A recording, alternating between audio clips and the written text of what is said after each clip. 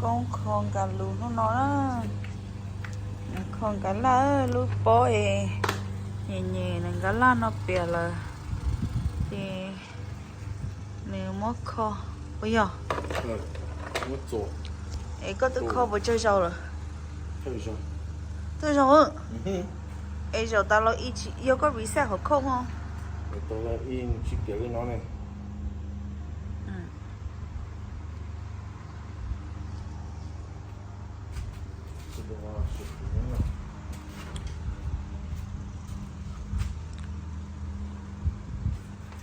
khó ơi mỗi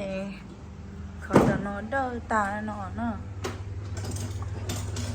mỗi khó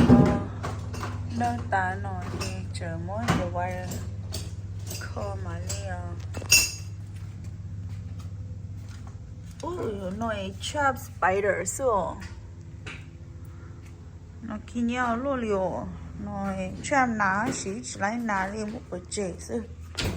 trap spider ha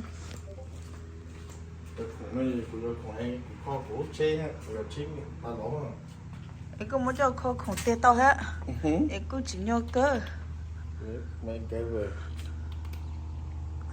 thì chả non được kho lại nữa mua giờ xàiไฟฟ้า được á thôi nó tả nó thôi nó tả chị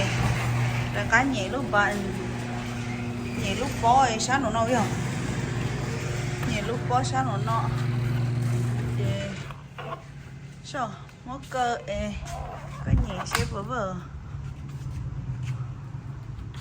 vỡ ít về mua cơ nó chạy sao cô nhỏ cô mà nhẹ ok cơ từ năm ba bỏ cô mình chỉ sao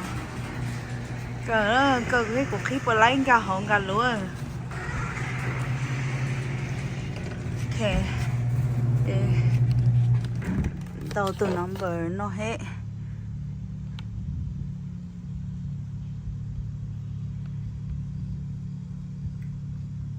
lại lại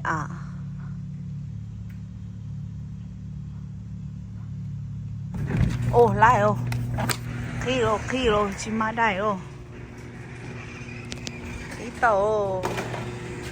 kinh cơ kho tà gì một kho của tôi cho gió rồi một xí có lúc mình xin tiền tới có lúc mình xin cái giờ lo tới xong nó chỉ tao tiền tới lại so it's not easy to replace this nó là lúc này kho của tôi kho của chế mẹ nè